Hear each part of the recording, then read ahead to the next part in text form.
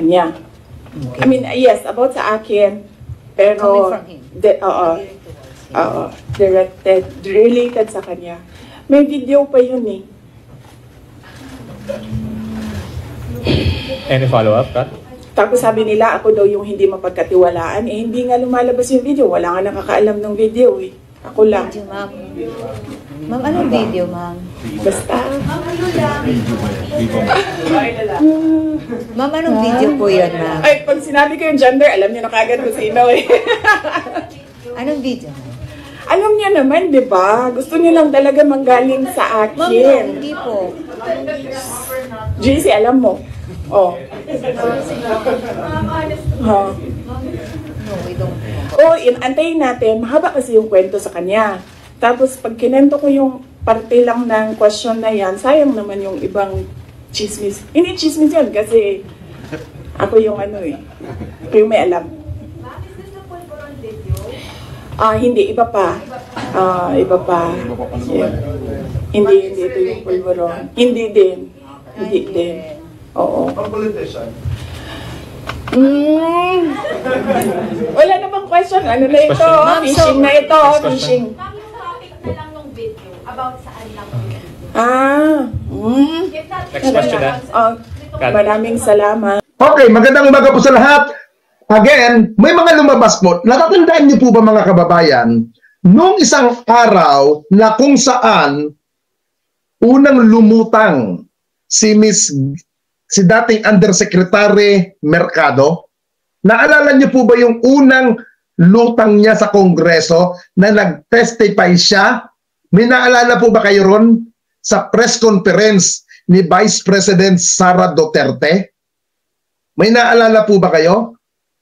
Kung may naalala kayo, paki-mention po sa ating live. Shout out sa inyo sa 139 na nanonood ngayong umaga. Sinadya ko pong ganitong oras mag-live ngayong umaga dahil Saturday naman, wala namang ginagawa yung mga ibang kababayan natin. Panoodin nyo muna ito bago ko ipagpatuloy yung sinasabi ko kung napanood nyo yung press conference ni Vice President Sara Duterte. What's up? So, ang motive dyan is very simple. Mababasa mo naman kaagad eh. Ang motibo dyan is perpetuation in power. So, lahat ng threat sa power mo, sisirain mo talaga. It's very obvious. Sa lahat ng naririnig mo, nakikita mo na ginagawa, ang motibo dyan is ayaw ko na bumaba sa akin na ito forever. Kaya sirain ko kayo lahat. Wala akong pakialam kung totoo man o hindi ang paninira ko sa inyo. Basta lang masira kayo. Yan yung motibo dyan. It's all about politics. Everything is all about politics and power. Yun! Ito mukhang nakapanood dito eh. May video daw si Sara Pusit na ilalabas. Yes! Ito po mga kababayan, ang nakakatawa rito mga kaibigan, mga kababayan. Doon sa press conference ni Vice President Sara Duterte, meron siyang nabanggit na video. At connected ito sa comment ni Mark Macroso, FT 2000. Okay. Dito, sa comment ni Mikey Lee Ling, sino ba talaga ang utak ng pulveronic video? Ayon sa source mo, with question mark, si Harry Roque or si Vic Rodriguez with question mark. Now, mga kababayan, sa tanong mo, Mikey Lee Ling, isa sa pangalan na binanggit mo dyan, ayon doon sa resource ko, yun ang utak ng pagkalat ng mga fake video na yan.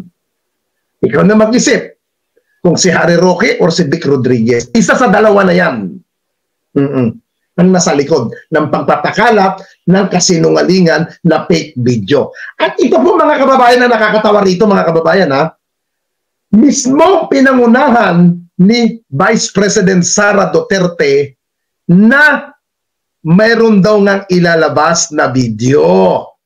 In fairness kay BP Sara, wala siyang tinutukoy kung anong klaseng video. Wala. Nadulas siya doon sa press conference niya. Oo. Hindi natin alam kung ano ba ang bidyong tinutukoy ni BP Sara. Hindi natin alam kung ano ba yung sinasabi niyang video na aabangan, na kung anong video, anong kaletsihan, anong kaeditan, kung anong kahindutan ang gagawin na naman nila para lang masabi na may bidyong ilalabas. Ito ba ang tinutukoy nilang video na sinasabi nila? Panoodin nga natin to, mga kaibigan. Ito ba? Ito ba?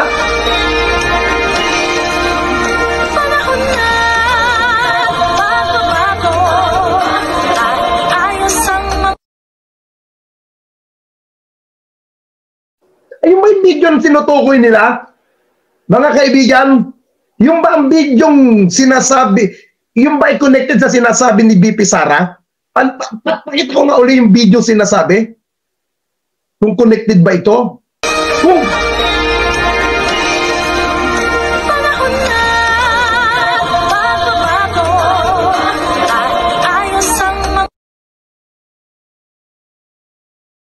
yung ba yung sinasabi nilang video?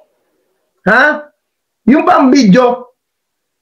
Mga kababayan, na sinasabi nilang video na labang kay PBBM, napakasupot.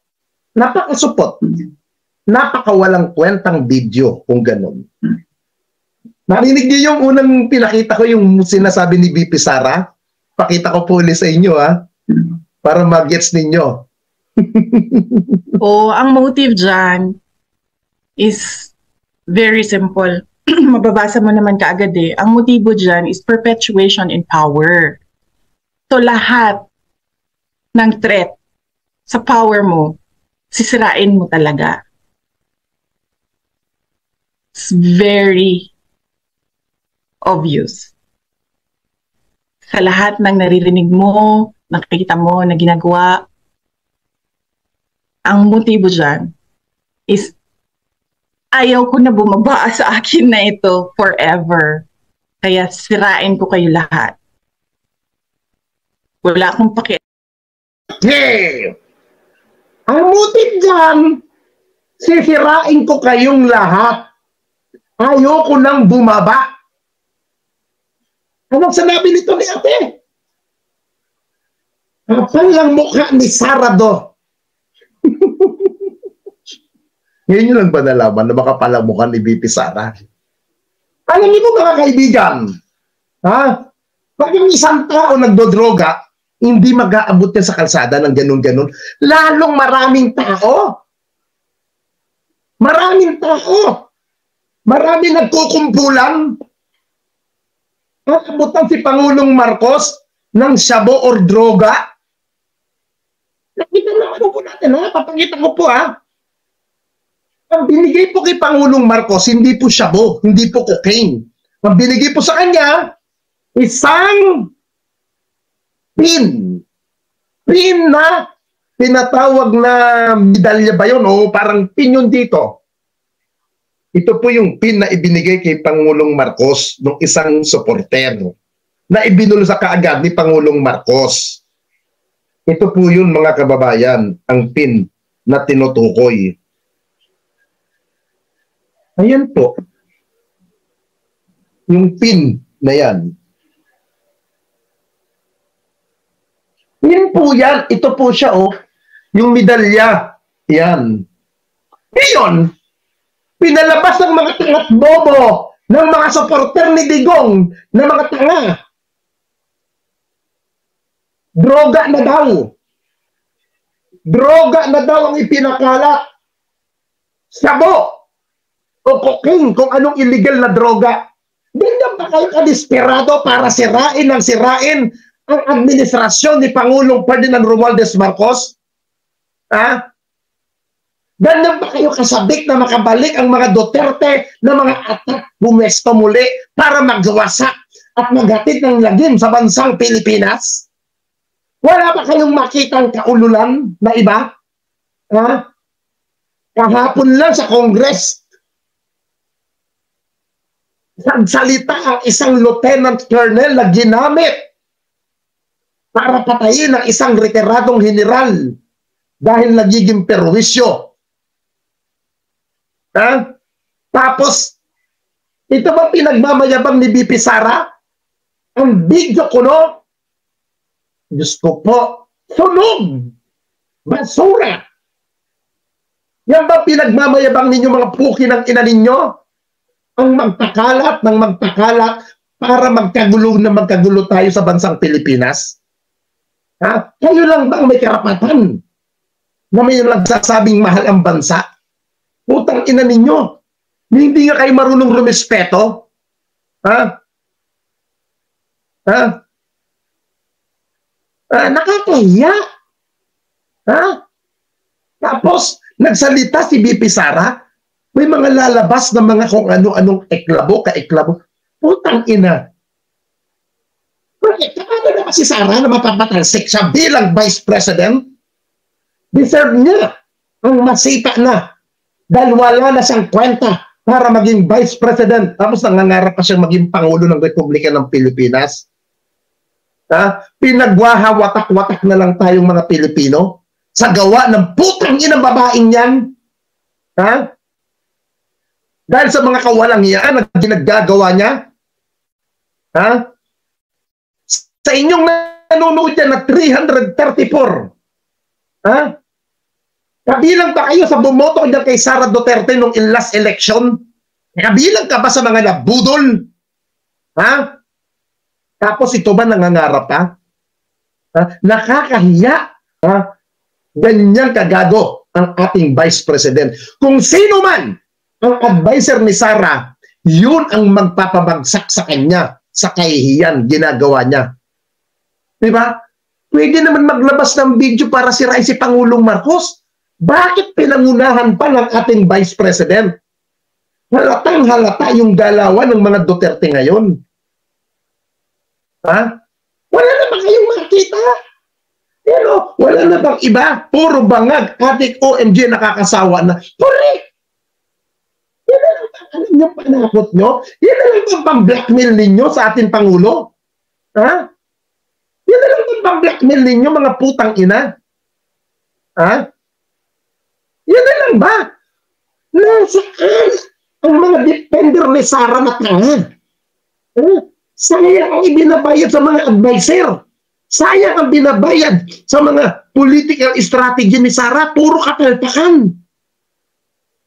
Ha? Tapos, bago naglabas na kung ano mang video na ganyan, may nagsalita na si BP Sara, pinaunanganahan na kayo. Dapat ang ginawa ni BP Sara, para hindi na paghahalata na silang nasa likod niyan, dapat nanahimik si Sara. Dapat hindi niya pinangunahan. Hinayaan niya dapat na ipakalat ang video niyan na yan naman ang gusto ninyo. E pinangunahan ni BP Sara. Ayan. Nabulabog tuloy kayo. Napaghalata tuloy kayong mga peking pinagpakalat ninyo. Ha? Halatang halata. Oh, kaya tugman-tugma ang sinasabi ni Vice President Sara dito dito sa bidyong ito tugmang-tugma, ayaw niya nang bitawan ang kanyang pwesto. Ayaw niya nang bitawan ang kanyang kapangyarihan na ipinagkaloob ng bawat Pilipino. Pero lahat gagawin para sirain ang gusto niyang sirain para lang siya'y manatili. Ganyan kagago ang ating Vice President. Pakinggan niyo to, unawain niyo ito. Ang motive dyan is very simple. Mababasa mo naman kaagad Ang motibo dyan is perpetuation in power. So lahat ng threat sa power mo, sisirain mo talaga. It's very obvious. Sa lahat ng naririnig mo, nakikita mo na ginagawa, ang motibo dyan is ayaw ko na bumaba sa akin na ito forever. Kaya sirain ko kayo lahat. Wala akong pakialam kung totoo man o hindi ang paninira ko sa inyo, basta lang masira kayo. Yan yung motibo dyan. It's all about politics. Everything is all about politics and power. Yun, di ba? Lahat ng lumalabas, kababayan. Kababayan, tandaan nyo. Lahat ng atake sa administrasyon ni Pangulong Marcos, gagawin nila para lang sirain, ipahiya, sila ang maging bida. Ganyan ang galawan ng mga Duterte. Para ipamukha sa sambayan ng Pilipino na sila'y malinis, sila'y matino, pero sa katotohanan, sila ang mga bulok na basura ng ating bansa. Hahayaan ba natin na manatili ang isang basura na nandiyan? Yung sinasabi natin nung panahon ni dating Pangulong Duterte, na ang sakit ng ulo ay si Leni Robredo. Yung sinasabi natin na walang alam, walang kokote, si Vice President Sara, si dating VP Leni. Yung pala, mas walang alam pala ang Vice President kasalukuyan ng bansang ito. Ganyan pala kabobo ang ating Vice President. Nakakahiya, mga kababayan. Ha? Miri mo sasabihin niyo sa press conference nung isang araw, may mga lalabas na video na ikagugulat ng iba. Nagtanong pa talaga siya sa PR niya na leader ng kanyang press conference ng isang araw. Hindi ba nakakahiya? Ako'y nananawagan sa ating mga intelligence. Dapat kasuhan ang unang nagpakalat niyan. Dikdikin nang magtanda ang putang ina kung sino man ang unang nagpakalat na vlogger niyan. Ha? Dikdikin. Yan ang dapat gawin. Total. Sinasabi naman ng Malacanang, minomonitor nila ang lahat ng mga social media. Dapat kasuhan nyo yan. Nang hindi gayahin ang ibang mga putay. Naku po, putang ina. Labanan ang fake news. Labanan, sumpuin ang mga nagpapakalat ng mga ganyan. Alam niyo po, mga kaibigan, sabi ko, 24 years na akong nagbablog as political vlogger. Mula sa starting ko, never akong nag-monetize. Alam niyo mga kaibigan, nung mulang nagkaroon ako ng mga kasong cyber libel, naging aral sa akin yan. Nagkaroon ako dyan ng tinatawag na value sa akin, sarili. Nagkaroon ng value sa akin. Ang pamanantayan ko kasi dati, pag isa kang political vlogger, pag wala kang kaso at hindi ka nakatikim ng mga kaso, hindi ka maituturi na political vlogger. Yun ang dating sa akin. Yun ang pananaw ko. Yun ang pananaw ko. Yun ang pananaw ko sa sarili. Maaaring hindi sangkayin yung iba. Yun ang pananaw ko. Nung ako nagkaroon ng kaso, ng mga libelous, nagkaroon ng direksyon kung paano ako bumakbak. Dapat may masampulan ng malaman nila ang ginagawa nila. Mga kaibigan, pakipalo po itong si Ballpointman 20, paki-like and share po ang kanyang mga live at mag-subscribe po kayo sa kanyang channel. Follower din po yan, defender din po yan, at pro-government po yan. Pakitulungan niyo po siya, magaganda naman po ang kanyang mga content, at higit sa lahat, nakikita niya yung mga gawa ng ating gobyerno, pakipalo po ang kanyang channel, si Ballpointman Pet 20. Pakisupport niyo po yan, maganda din po yan pag mag-live. Tulungan po natin yung mga pro-government vlogger. Tulungan po natin kahit hindi kahit na po hindi pro-government, pero kung sa tingin naman natin ay hindi naman paninira at nakikita natin na hindi sila fake news, suportahan po natin yung mga vlogger. Nandiyan po si Mark Ramos. Tulungan po natin ang mga yan. Hindi lang po ako ang nagiging pro-government dito, marami po dito. Pakisuportahan niyo po yan. Pakisupport niyo po yung kanyang channel, mga kaibigan. ano nyo po, para masundan nyo rin po yung kanilang mga live or kanilang mga topic. Napakaganda rin po ng mga topic po niyan ni Bolpulman. So, zero. Dati ko pong inaaway yan. Kasi kaya ko po inaway dati yan, si Bolpulman, mga kaibigan. Hindi niya ako pinasubo ng titi niya. Oo. Pero nung pinasubo niya na sa akin ang titi niya, naging kaibigan ko na yan. Malaki talaga ang titi niya ni Bolpulman. Oo. Malaki na. Mabango pa. Masarap pa sa kama. Okay. Ano yung mga kaibigan? Sana natin lahat ng paninira, lahat ng mga fake news gagawin ng kampo ni Vice President Sara Duterte. Para lamang masira ang administrasyon na to. Para lamang kamuhian, magalit ang taong bayan sa administrasyon na to. Para lamang sila'y makapwesto. Lahat gagawin. Lahat gagawin nila. Para lamang masira nila. Ganyan po katanga ang dating administrasyon. Atat na atat sila. Kasi nakikita, alam niyo mga kaibigan, ang laking bagay ng ginagawa ng Kongreso doon sa pag-iimbestiga na kung saan sa mga investigation nalilinawan tayo. Na kung saan yung mga nalilinawan po sa atin, nakikita po natin yung mga tao na nagagamit para patayin yung mga tao na balakid sa kanila. Ultimo pulis, ginamit nila. Kaya po alam nyo guys, kahapon nag-comment ako sa hearing na yon sa comment section. Never ako nagko-comment sa Congress, sa mga comment, sa mga live nila. Never ako nagko-comment yan.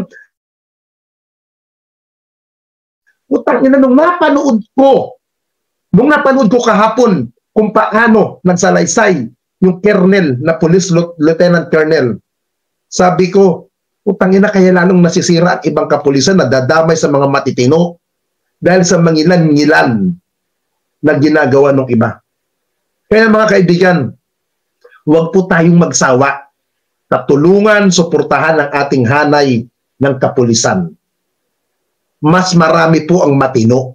Mas marami ang dedicated na handang mag-alay ng buhay ng mga pulis. Talagang hindi po natin maiiwasan may mga siraulong pulis. Pero, ilan-ilan lang po yan. Iilan-ilan lang yan. Mga kaibigan, iilan lang pulis yan. Mas marami ang may nagmamahal. Marami rin naman po opisyal na matino.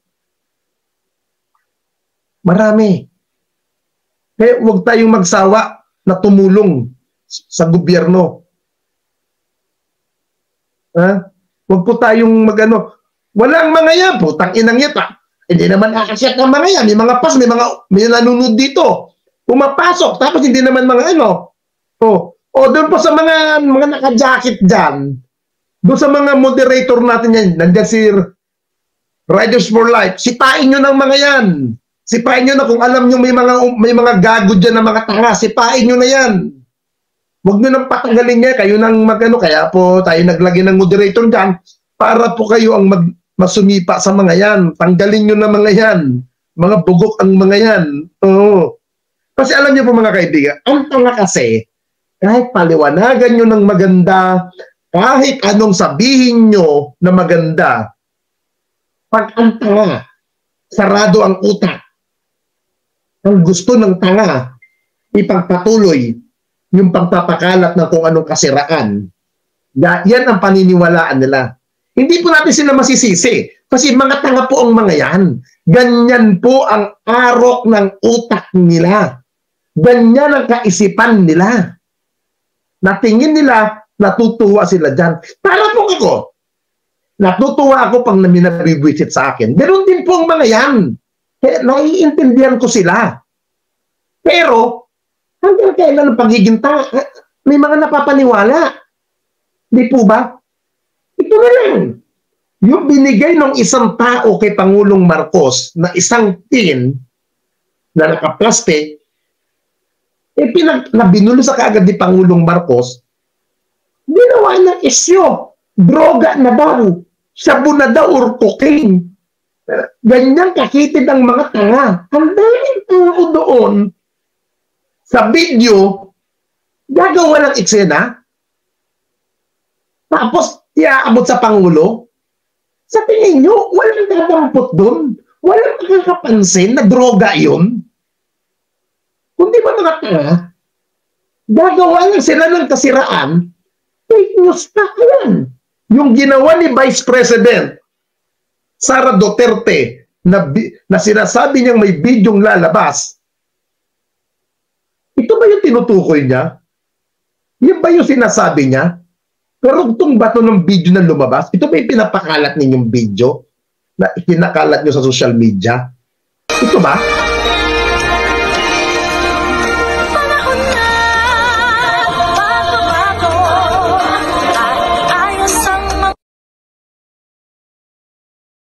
Yan ba yung sinasabi niyo?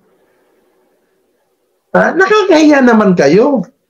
Ito, basahin nyo nga ito. Ay, panoodin nyo to. Ito.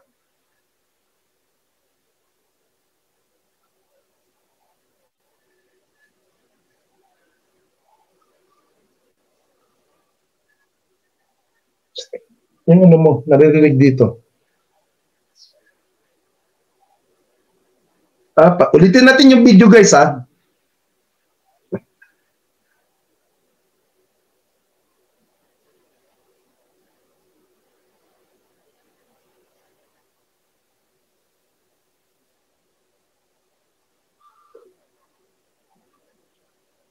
Yan po yung inabot. Ha? Hindi, ang lino naman po nagsalita na yung taong nasa video. Pin po yun. Pin. Pin po yun. Yun pong ibinigay kay Pangulong Marcos. Yun pong ibinigay. Ngayon, ginawa ng mga tanga, droga daw. Yeah, wala talagang sound yun. Walang sound yung video na yun. Ganyan katanga, kasunga. Pin po yun. Ito po yung pin na yun, mga kababayan, no? Pakita ko po sa inyo. Natatawa na lang ako eh. Ayun po yung pin na ibinigay kay Pangulong Marcos. Kita-kita naman po dito sa gitna to. Kita-kita naman oh. Oh, pin. Oh. Oh, ito po yung pin. Ito po yung pin.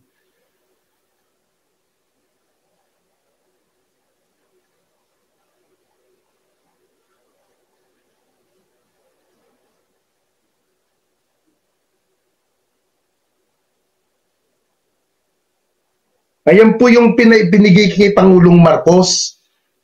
Yan, mga kababayan. Ngayon, ginawa na nilang droga daw. Droga na daw yan.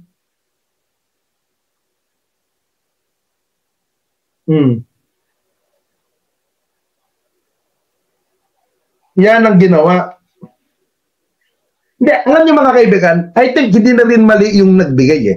Kasi ang intensyon niya lang naman siguro, iabot sa Pangulo, ibigay, nakita ng Pangulo, o hindi niya natinignan, nilagay niya sa bulsa. Di ba? Now, sa akin walang big issue yun eh. Pin yun eh. Di ba? Pero ako naniniwala, kung droga yan, hindi yan gagawin dyan. Parang binigyan nila ng evidence, parang binigyan ng ebidensya ng Pangulo. Dahil nga ang Pangulo, wala naman siyang ikipinangangamba doon sa ibinigay sa kanya, na inabot lang sa kanya, walang issue. Ngayon, ginawa ng issue para lang may masabi sila, para lang may maikontent at meron lang silang maipakalat. Ganun lang ang ginawa nila. At lagi niyo tandaan mga kababayan, nung sinabi ni Vice President, anoodin niyo to. At mga kaibigan, ano ang opinion nyo sa kumakalat na bidyong yan? Ha? Uulitin ko po sa mga gustong umakyat, gustong sumali sa ating live, tiyakin nyo po na nakabukas ang camera. Open ang camera, bukas ang camera, anti-Marcos ka man, pro-Marcos ka man, anti-Duterte ka man, pro-Duterte ka, welcome po dito sa aking live. Basta't bukas ang camera. Lahat ng lumalabas po ng mga negative kay Pangulong Marcos, gawa yan ng kampo ni Vice President Sara Duterte para atakihin. Tandaan niyo po ito sinabi niya. O, ang motive dyan is very simple. mababasa mo naman kaagad eh, ang motibo dyan is perpetuation in power. So lahat ng threat sa power mo, sisirain mo talaga. Lagi po natin tandaan mga kababayan, lahat na kung anuman paninira kay Pangulong Marcos na makikita natin sa social media, ay gawa po nila yan. Kasi, may nag-comment po kanina na nandiyan, nabasa nyo naman yung kinomment niya. Kung talagang may video sila na matibay na video at alam nila na magagamit nila para wasakin si Pangulong Marcos, bisin sana inilabas na nila yan sa una pa lang. Sa una pa lang ng pag-atake nila kay Pangulong Marcos, sumula na upo, bisin sana nilabas na nila. Tama ang sinabi nung nag-comment kanina. Dahil wala silang mag-ilabas na video, wala silang sapat talagang may pwedeng magamit laban kay Pangulong Marcos, gagawa sila ng mapanira, mga palsipikado na mga video para lang ipalabas sa taong bayan na ganito ang administrasyon. Lagi po natin tandaan, ang Pangulo po ay tao lamang din. Tao lang po ang Pangulo, hindi po yan santo, hindi po yan Diyos, hindi po yan yung may kapangyarihan. Nagkakamali din po ang Pangulo. Tao lang yan. Lahat tayo nagkakamali. Walang perpektong tao sa mundong ito. Yun ang palagi natin isipin. Kailangan tayo ng Pangulong Marcos. Ako, how many times ko sinabi na ang kandidato ko noong 2022 ay hindi si Pangulong Marcos. Si dating Manila Mayor Isko Moreno ang kandidato ko. At ako'y proud na siya ang dinala ko. Kasi nakita ko sa kanya yung gusto kong makita at gusto kong mangyari.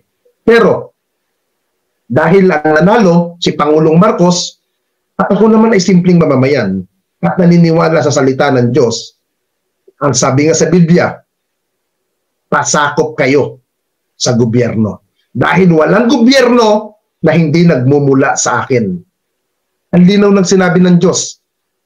Lahat ng namumuno sa ating bansa, sa ating pamahalaan, ay gawa ng ating pamahalaan. Kaya, huwag po tayong magpapadala sa mga katarantaduhan ng mga taong gustong wasakin ang administrasyon ni Pangulong Marcos. Kaya mga kababayan, kailangan tayo ng Pangulo, kailangan tayo ng administrasyon para sa ikauunlad natin ng ating bansa. At lagi rin po natin tandaan, hindi obligasyon ng gobyerno na tayo palamunin, tayo paangatin ang buhay. Hindi po obligasyon ng gobyerno yan. Tayo ang magsusumikap sa buhay. Kung meron tayong gustong marating, meron tayong gustong makuha na bagay, paghirapan natin at sumikapan natin. Ang gobyerno po, umaasa sa atin, sa ating mga buwis. Umaasa po sila. Now, kung kayo'y naniniwala sa salita ng Diyos at kayo may pagmamahal sa buhay ninyo, naniniwala kayo sa Diyos, pasakop tayo sa gobyerno. Hindi naman tayo pinapatay ng gobyerno. Hindi naman sinasabi ng gobyerno na maging ikakasama natin. Itong mga taong ito, kampo ng mga Duterte, kasi nakatikim sila ng power eh.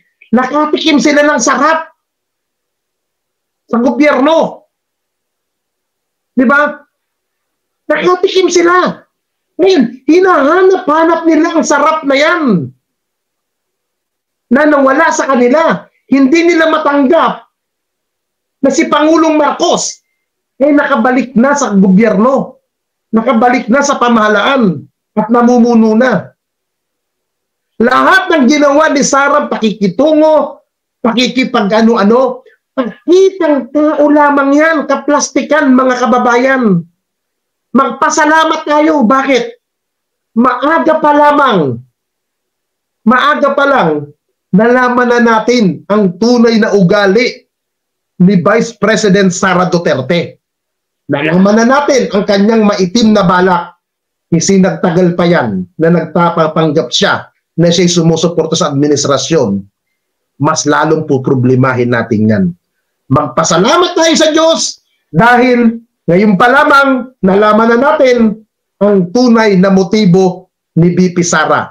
God is good all the time. Maraming salamat sa inyo, sa inyong pagsuporta, sa inyong pagsama sa ating live tuwing umaga. Again, mahalin po natin ang ating bansang Pilipinas. Ipagdasal natin ang mga namumuno sa gobyerno. Ipagdasal din natin ang ating Pangulong Ferdinand Romualdez Marcos kasama ang kanyang mga tao na pinagkakatiwalaan para sa ikabubuti ng bansang Pilipinas. Ikaw, ako, Pilipino tayo, magkaisa tayo ngayong para sa ating ikabubuti, para sa ating inang bayan. Magandang umaga po sa inyong lahat, mga kaibigan. Happy Saturday. We love you. Yo, what's up mga tropa pips? So yun po, napanood nyo naman yung vlog ni Kuya Nino Barsaga at yung mga video ni BP Sara. So ang ating hinala ay eto pong video ng sinasabing abutan po ng pulburon ay nanggaling kaya ito kay Puset? Shimenet? Kasi nga po, nangyari po, etong video na ito ay around Thursday, Friday. I'm not sure kung anong araw, Thursday or Friday po ito nangyari. At dito po sa video na ito ay kumalat po noong Friday night. Naku po, sino kaya itong mga mga nabigyan ng video na ito at pinakalat kagad at pinalabas na si PBBM ay tumanggap daw po ng pulburon, white powdery substance daw. Tapos nung po nakakuha tayo ng maliwanag na video at maliwanag po na screenshot, ito pala ay isang pin lamang ng Partido Federal ng Pilipinas. Nako, sinakyan kaya ito ng mga DD sheet dahil nga po ito ay galing kay Puset. Nako, isang malaking katanungan po yan. Dahil po, habang ang ating pong pamahalaan ay nilalabanan po ang mga misinformation at ang mga fake news po ng mga fake news vlogger, nako, mismong atin pang Shimenet Puset ang nagpapakalat nito, nako, paano natin masusugpo yan? Diba? Dapat, diba, nakikisama si Shimenet Puset sa kanyang presidente para mas lalo pong maging epektibo ang ginagawa ng ating gobyerno. Pero kung ganito na si Shimenet Puset pa ang nagiging umpisa ng issue, siya pa ang nagiging source ng mga ipapakalat na fake news, naku po, napakapangit pong tignan. Napakatindi po talaga ng kapabayaan na ginagawa nitong si Shimenet Puset sa kanyang trabaho. Kasi nga po, sa sobrang kadesperaduhan na po, sobrang desperado na para po masira ang ating Pangulong Bongbong Marcos at pagmukhain pong masama sa harapan ng mga kababayan natin, ng mga Pilipino. Nako, kumakapit na rin po pati sa fake news ang taong ito. Diba? Ang dami pong sumakay, ang dami pong nagpakalat ng video na yan, ang dami pong binlag yan, at hindi po ito biro. Dapat po ito ay aksyonan ng PCO dahil nga po ito po ay isang malalang fake news. Dahil nga po talagang pinagmukha nilang talagang sabihin na nating durugista si PBBM sa kanilang mga vlog. At doon po sa mga comment section ng mga nag-vlog, kung makikita po ninyo, napakarami po doon ang nagsasabi na si PBBM po ay masamang tao, talamak na daw po talaga ang bentahan, kaya po kahit daw po sa ganung event, nag-aabutan na daw po ng mga items. Naku, napakatindi. Siyempre, di ba, merong nagpakalat, merong kumbaga nagpasimuno, merong nagtanim sa kaisipan ng mga Pilipino na ang ating Pangulong Bongbong Marcos ay gumagamit po ng pulburon. Sinimulan nitong si Maharluka. Tapos may ayon po kay Pebbles Talakera na panood ko sa vlog ni ni Boss Mike Cervera, sabi nga po, paano nyo nalaman na galing kay Harry Roque yung video? So, 'di ba? Parang bakit alam niya na galing kay Harry Roque. So ibig sabihin, from Harry Roque, binigay kay Maharlika para siya maglabas kasi po, pinakita ni Harry Roque una yan sa Canada. Sa akbang ng mautog nila sa Canada. Tapos, sumunod na araw, abay, doon na po pinlay sa lugar naman ni Maharlika sa Amerika. Di syempre, para makalusot si Harry Roque. Kaya po siguro ganun ang ginawa. Si Maharlika ang tagalabas ng unang-una, yung sinasabing PIDEA leaks na Maharlika leaks lang naman na pinaniwalaan ni Mr. Pancherman Bato de la Rosa. Tapos sumunod yung pulburon video na sinabi na nga po ng isang Indian deepfake analysis unit na ito nga daw po ay hindi totoo, inauthenticate, sinabi rin ng Vera Files, hindi totoo ang mga video na ito at ito po ay deepfake at ito po ay isang matinding pag-alter or ito ay AI para lamang po makahawig ni PBBM yung video na gumagamit po ng pulburon. Di ba? Pinagpipilitan nilang totoo yan. Sumunod ngayon, heto naman. Di ba? Grabe po ang paninira sa ating Pangulong Bongbong Marcos. Sana naman po ay ma-actionan ito ng ating bagong PCO chief para po, di ba? Kasi kung wala pong idedemanda, wala pong makukulong, wala pong mapaparusahan sa ganitong mga fake news, paano po tayo makakalaban yan sa misinformation? Kasi ako bilang vlogger, hanggang dito lang ang magagawa ko. So, plakin lang natin yung mga naglalabas ng fake news, itama lang natin yung mga information na inilalabas nila.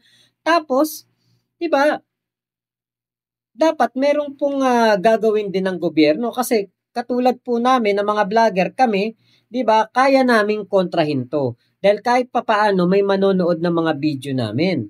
Kaya lang, hindi naman sila madadala Gagawin lang nila, pwede nilang burahin lang yung video, pwede nilang alisin yan, i-private, para hindi makita ng mga otoridad, tapos wala na. Ligtas na sila, hindi na sila makakasuhan. Tapos kapag po meron na ng mga pinagawa sa kanila ng fake news video, meron na naman sa kanilang ibinigay na trabaho dahil dyan nga po sila binabayaran, kaya sila nagtatrabaho para po bayaran sa paggawa ng ganyang mga fake news video. Diba? Uulit at uulit lang din. Tapos kukontrahin lang din namin. Ganun lang pong mangyayari. So, hindi po matitigil ang cycle ng fake news. Kailangan po talaga merong makasuhan. Diba? Baka pwede rin itong ma-actionan ng ating bagong CIDG director na itong si General Torre na puksain po ang mga nagpapakalat po ng ganitong mga fake news dahil kahit naman po CIDG, ang alam ko, meron po silang cybercrime unit. Diba? General Torre, General, Major General, baka po pwede na mga tignan nyo po itong angulo na ito na marami po ang nagpapakalat ng mga fake news, baka po pwedeng sila po ay maparusahan at maidemanda kasabay po ng mga vlogger na nambalahura sa inyo. Ito po malaking katarantaduhan po at kagaguhan ang ginagawa nito at tingin ko meron silang nilalabag na batas sa ginagawa nila na yan. Baka naman po pwede silang maimbestigahan at sana mapasara na yung mga channel niyan, di ba? Kasi hindi naman na po ito freedom of expression, kundi, di ba? Hindi na po freedom of expression ang tawag dito. Kundi freedom from financial problem. Bakit? Biruin nyo, binabayaran sila para magpakalat lang ng fake news and boyla. Diba? Meron na silang kita buwan-buwan. Sus Mariosep, diba? Napakapangit pong tignan. Kapwa kababayan natin gumagawa po ng ganyang fake news para sirain ang ating Pangulong Bongbong Marcos. Sana po may masampulan, sana po may makasuhan. Sana po talaga maipatigil na po ang fake news na ito. Maraming salamat po sa pagsama nyo dito sa aking vlog na ito. Ingat po kayong lahat. Salamat kay Kuya Nino Barsaga sa napakaganda niyang video. Subscribe nyo po siya. Suportahan po natin si Kuya Nino Barsaga. At sana ipatawag na to sa Quadcom kasi marami po siyang nalalaman patungkol sa EJK ng War on Drugs ni Digong Duterte. So yun lamang po. Mama Chup Chup. Love you. God bless us all. Pilipinas. God first. Salamat po.